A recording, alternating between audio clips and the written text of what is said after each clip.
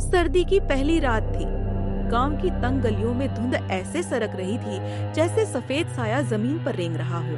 हवा में इतनी नमी थी कि सांस लेना भी जैसे ठंडी सुई गले में उतर रही हो। हर घर का दरवाजा बंद था, पर ठंड इतनी बेरहम थी कि दीवारों को भी चीरकर लोगों के कमरों में घुस रही थी। इसी अंधेरी सहराती सुबह में जंगल की तरफ बढ़ती एक परछाई थी राघव। गांव का गरीब लकड़हारा, फटी हुई शाल में से झांकती हड्डियां, नंगे पैर जिन पर ठंड ऐसे चिपक गई थी जैसे बर्फ जम गई हो, और आंखों में एक ही सवाल, आज घर की आग कैसे जलेगी। राघव के हाथ सुन्न पड़ चुके थे, कुल्हाड़ी उठाना भी भारी लग रहा था।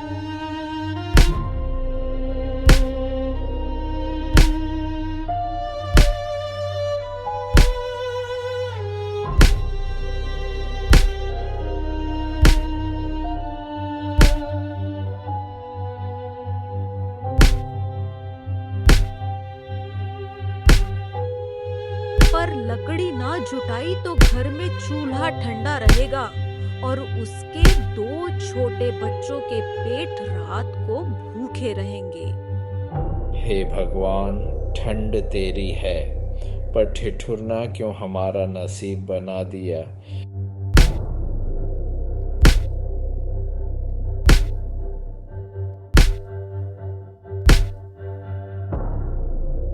वह बुदबुदाया और फिर कुल्हाड़ी चलाने लगा। लकड़ी काटने के बाद राघव पूरे गांव में लकड़ी बांटने निकला।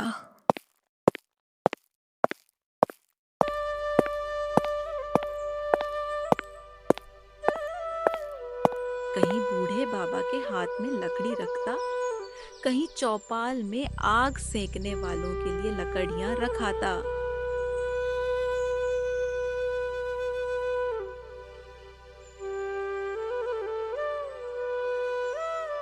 अरे राघव, तेरी लकड़ियों ने हमारी जान बचाई है। भगवान करे तेरे घर कभी ठंड न पड़े। एक बुजुर्ग अम्मा ने दुआ दी। राघव मुस्कुरा दिया। अम्मा लकड़ी थोड़ी देर गर्म रखती है, पर आपकी दुआ पूरी उम्र। लोग गर्म चाय पी रहे थे, आग सेक रहे थे।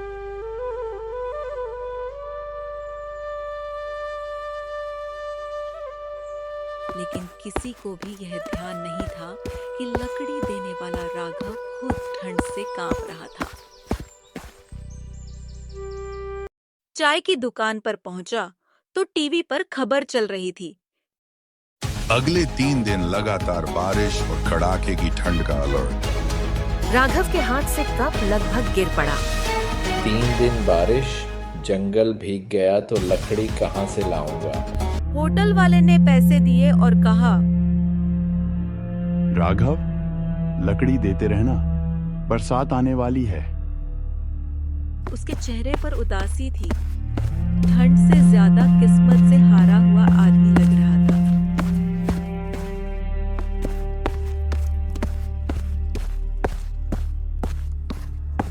घर पहुंचा तो टूटी दीवारें जैसे दर्द बयां कर रही थी। छत से टपकने को तैयार पुरानी टीन, पत्नी चूल्हे के पास सिकुड़ी बैठी और बच्चे फटे कंबल में दुबके हुए। पहली बरसात में फसल चली गई, किसान से लकड़हारा बन गया और सेठ का कर्जदार भी। राघव की आंखें भर आईं।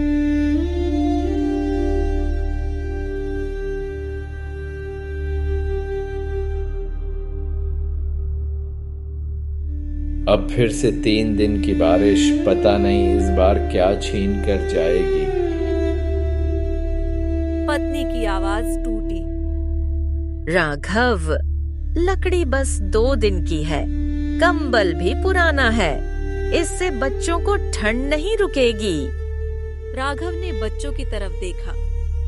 उनके नीले पड़े होंठ, कांपते हाथ और मासूम आंखों में डर उसकी आत्मा चीर कर रख दी।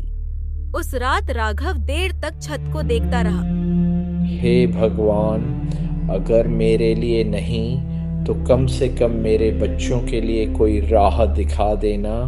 मैंने कुछ पैसे जोड़ लिए हैं, माया कल नया कंबल ले आऊंगा। राघव ने पत्नी को धीरे से कहा। इतने में बाहर से एक भारी करारी आवाज ने झोपड़ी की टूटी दीवारों को चीरकर उसके कानों को चुभो दिया। ओ राघव, बाहर आ।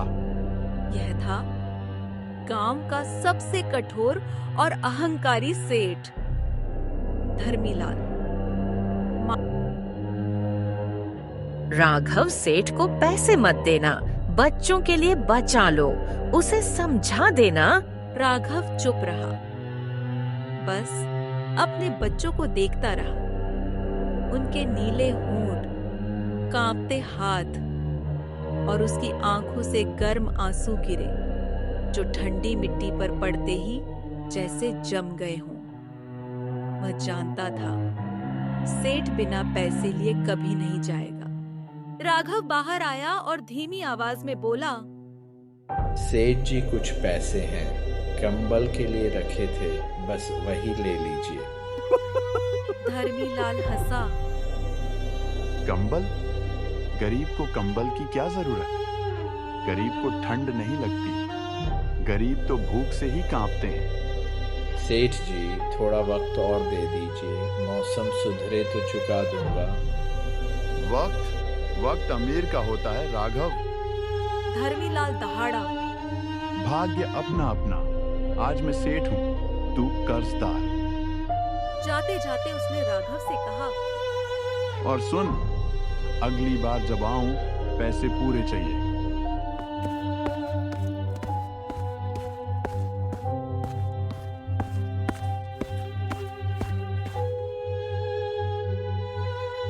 दरवाजे पर खड़ी माया सब देख रही थी। पति की बेबसी देखकर उसकी आंखों से आंसू बह निकले। सेठ की आवाज झोपड़ी की दीवारों से टकराती रही। भाग्य अपना। अगले दिन से राघव ने और ज्यादा मेहनत शुरू कर दी। बरसात के आने से पहले जितनी लकड़ी बचा सके वही उम्मीद थी। हवा में नमी थी, पत्ते गीले, कुल्हाड़ी भी सुस्त पड़ गई थी। माया ने कहा, अगर आग ठंडी पड़ गई तो घर भी ठंड से बुझ जाएगा।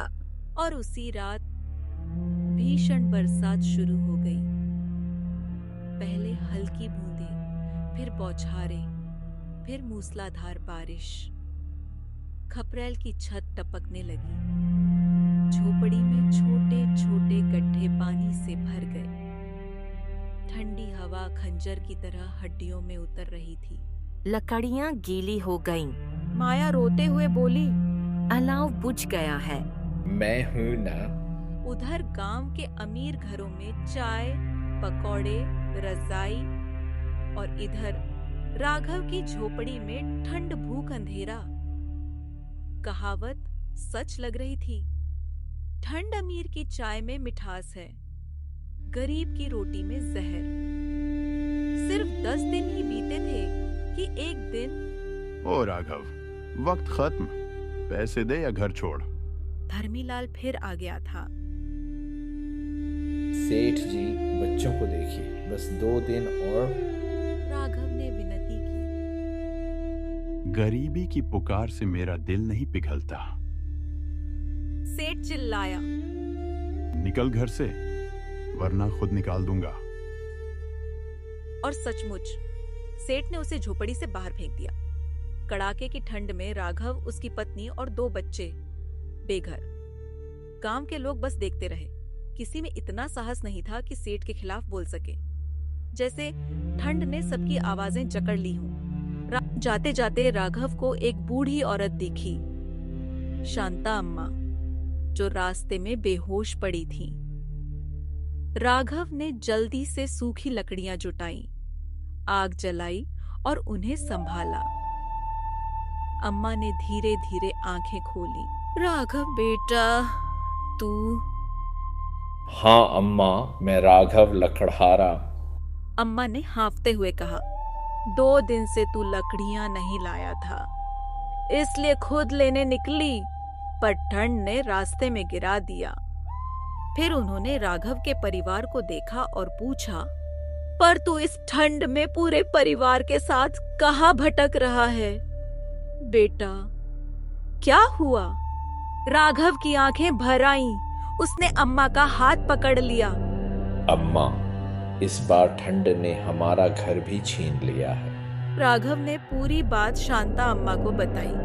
सब सुनते ही शांता अम्मा का दिल क्रोध से कांप उठा। बेटा, उस निर्दयी धरमी लाल का सर्वनाश हो, कम से कम बच्चों पर तो रहम कर देता। आज से तुम सब मेरे साथ रहो। मैं ना सेठ की तरह निर्दयी हूँ और ना गांव वालों की तरह तमाशा देखने वाली। राघव की आंखें भर आईं। इतने दिनों बाद किसी ने उसके परिवार को सहारा दिया था।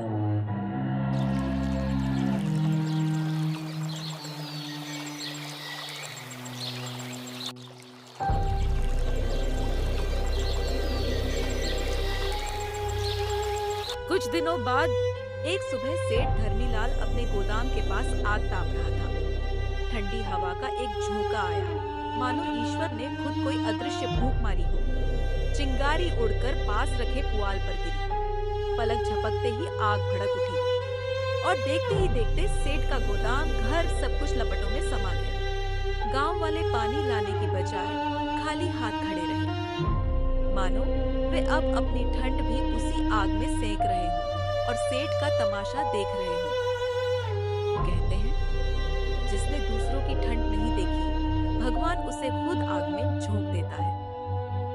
सेठ की हवेली जलकर राख हो गई। अब वही सेठ राघव के उसी पुराने घर में रहने लगा, जिसे कर्ज के कारण उसने राघव से छीन लिया था। अगले दिन राघव लकड़ियां लेने जंगल गया। दोपहर हुई तो वह भोजन करने ही बैठा था। अचानक एक बुजुर्ग कमजोर आवाज आई। बेटा, भूख लगी है, थोड़ा भोजन मिल जाएगा? भगवान तुम्हारा भला करेगा। राघव ने थाली की तरफ देखा। भोजन वैसे ही कम था, लेकिन भूख से तड़पते किसी इंसान को लेकर वह आंखें फेर नहीं सकता था। उसने मुस्कुराकर कहा, बाबा, भूखा कोई रहे, यह मंजर मैं नहीं देख सकता, आप खा लीजिए। बुजुर्ग ने पूरा खाना खा लिया। तृप्त होकर बोले, बेटा, आज तेरा उपवास हो गया, लेकिन मेरा पेट भर गया। यह तेरी बड़ी नेकी है। राघव हल्की मुस्कान के साथ बोला, बाबा, उपवास तो रोज की बात है, पर आज मन तृप्त है। कम से कम आपके पेट भरने का सुख मिला। बुजुर्ग ने राघव के हाथ में एक मिट्टी का घड़ा देते हुए कहा, बेटा, मैं किसी के घर से बिना दिए कभी नहीं जाता। ये ले, तेरे काम आएगा। इतना कहकर वह धीरे धीरे जंगल के रास्ते गायब हो गया। राघव घड़ा उठाने में झिझका, लेकिन सम्मानवश उसने रख लिया।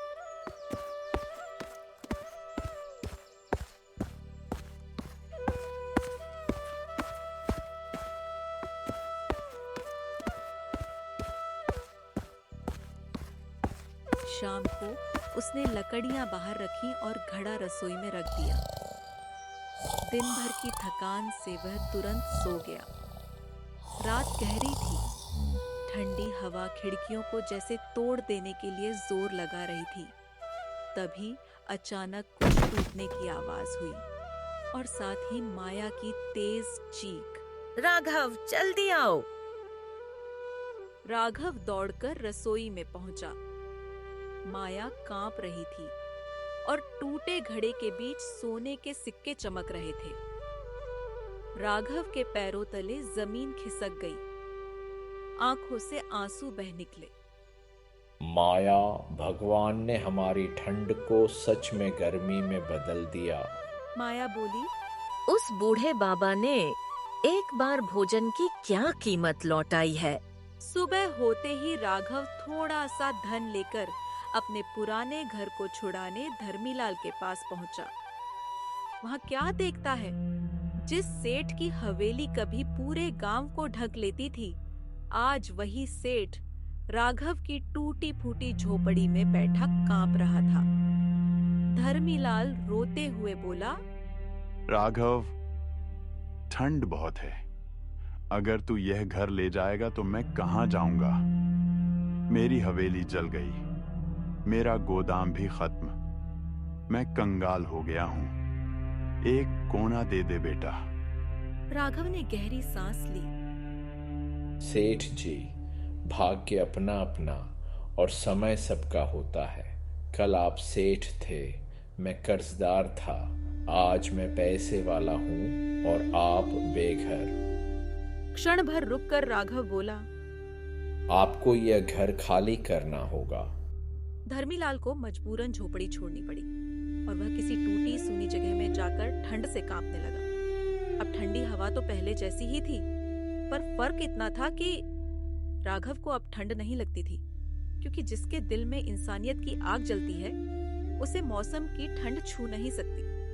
और उधर वही अहंकारी धर्मीलाल, जो कभी दूसरों की ठंड पर हंसता था, अब अपनी ही सांसों की भाप में कांप रहा था।